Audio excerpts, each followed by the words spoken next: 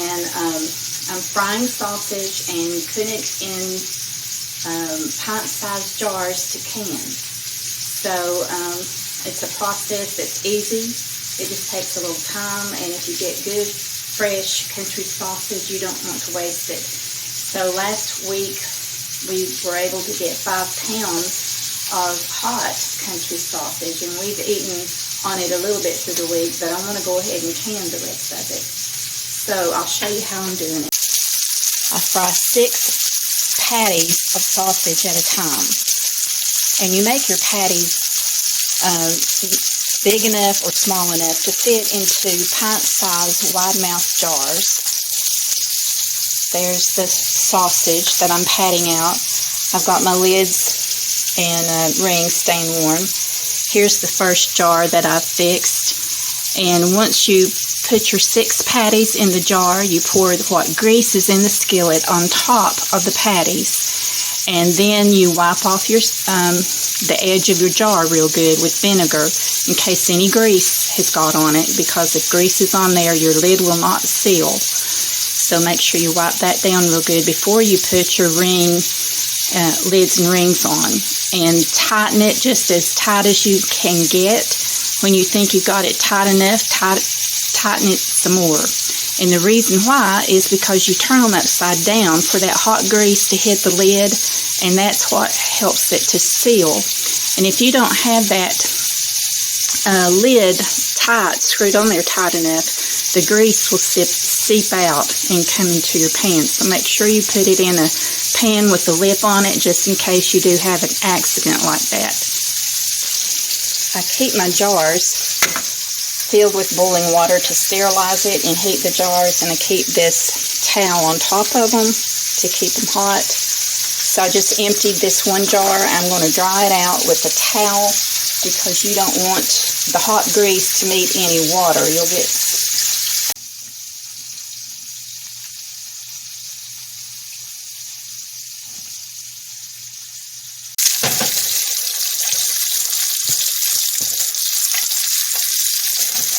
I'm loading my jars now from this pan of sausage.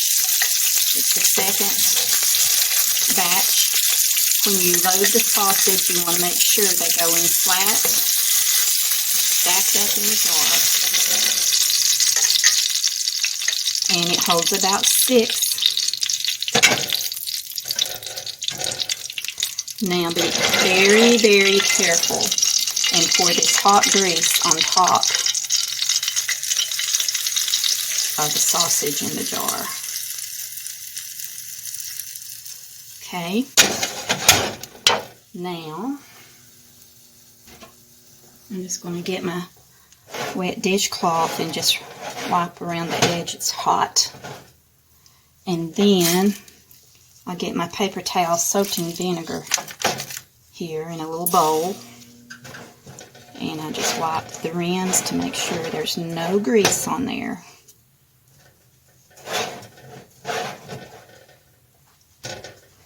Then I take my towel and I just dry it off really good. Now, I get a lid out of my bowl.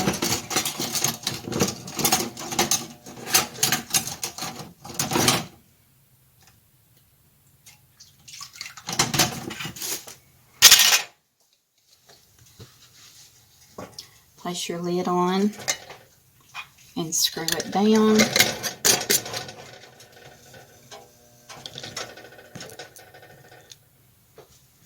And like I said, you want to make sure you get it screwed on very, very tight. And always use a good towel because your jars are hot, and with that hot sausage in there, it will really burn you.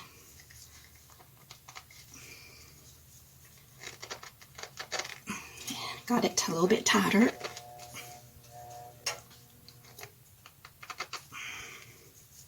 Set it over here. Put my next sausage patties in to be fried.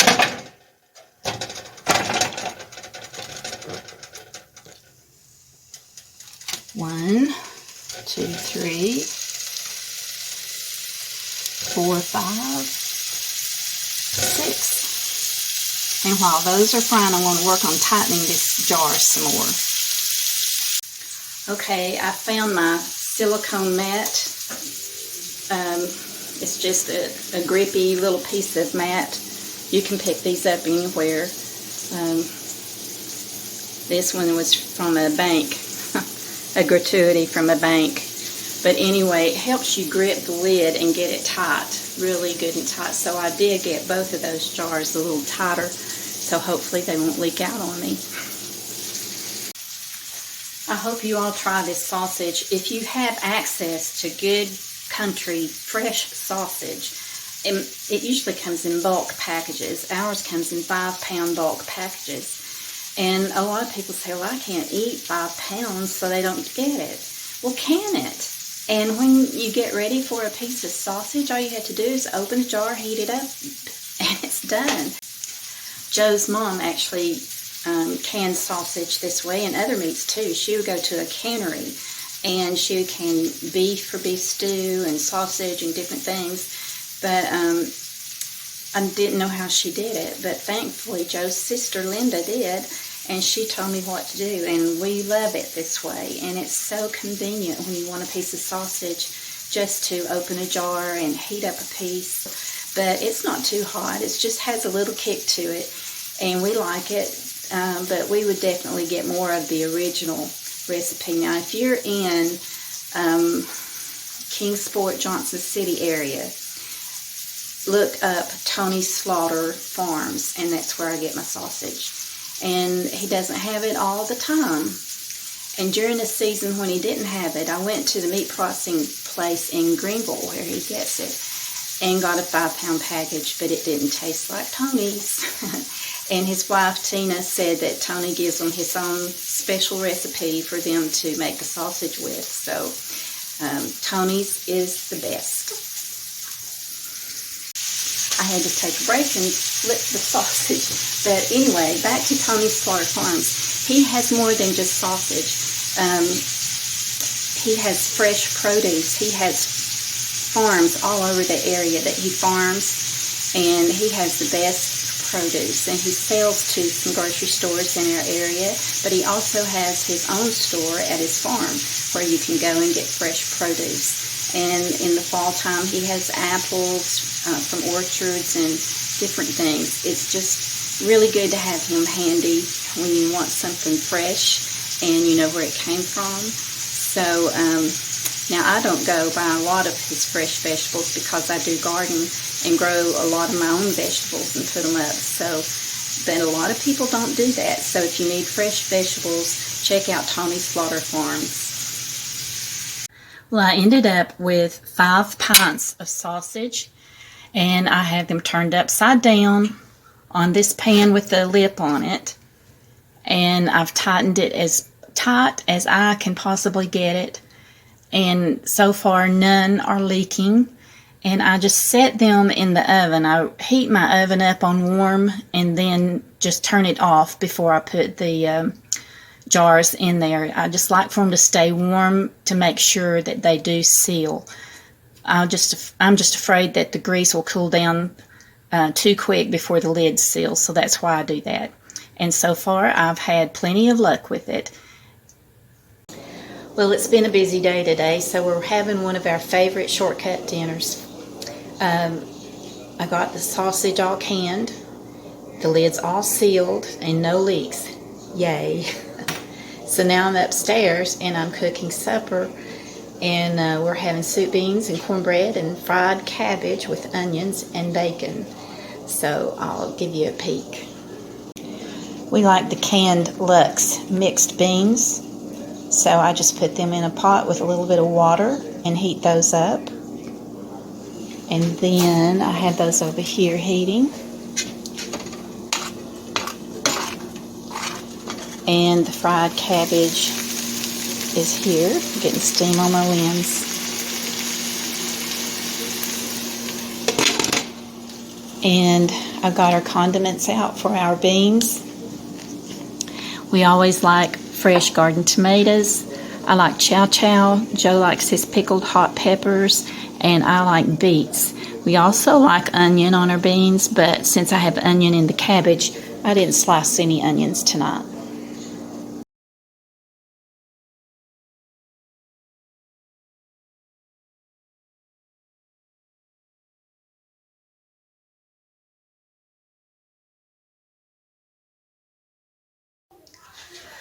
Today we're going to talk about pickled eggs.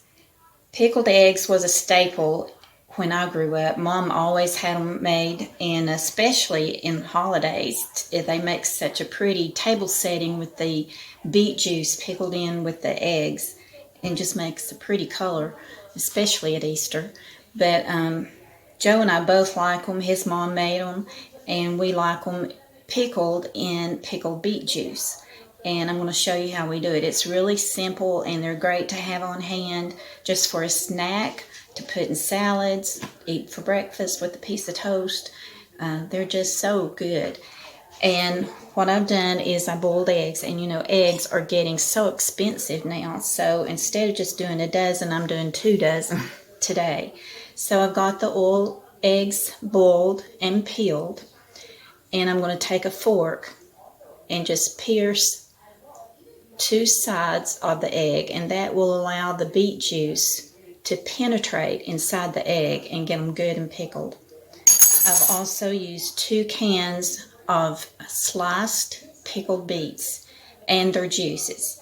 So the first 2 cans I have drained in this colander, and I saved the beet juice. Okay, I've got a sauce pot here, and I like to use equal parts of apple cider vinegar and sugar.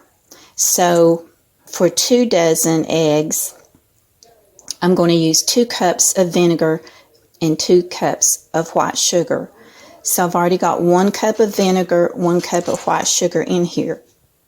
So I've got the other cup of sugar sitting here ready to put in, and a cup more of the vinegar. Now, if you were just doing a dozen eggs, you would just do 1 cup of each. And this is going to go over medium heat until the sugar is dissolved. You're not going to let it come to a boil, but just heat it enough to help the sugar dissolve. Okay, the sugar is dissolved. I'm going to turn off the heat. And here's the beet juice that came out of the 2 jars of pickled beets. And I'm going to add that in with the sugar and vinegar solution.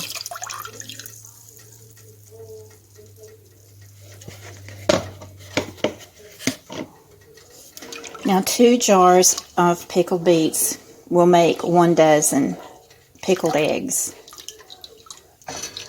So I need to open up my other 2 jars and put the beet juice in here as well.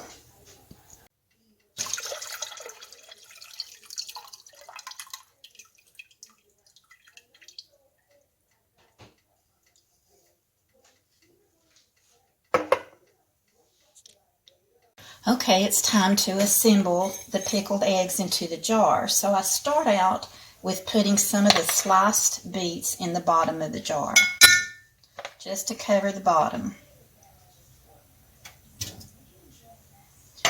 And then the eggs that I have pierced on both sides, I put some in there just to cover the bottom. 1 more. And you just keep layering beets and eggs. Okay, I finished layering the eggs and beets, and I got 1.5 dozen in this jar, so I finished them off. Put the rest in this old mayonnaise jar. So now I've got my beet solution sitting here. Give it a good stir. And this is the solution of the equal parts of vinegar and sugar. And then I just poured the beet juice that came out of the cans of the beets into the vinegar solution. So you carefully pour this into the jars until everything is covered.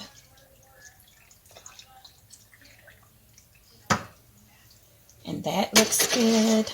I'll go ahead and put the lid on that one. These wide mouth canning jars, I got a little excess on there. Some came out the side right here. Spilt it. Clean that up. And just put the jar on. So there's one.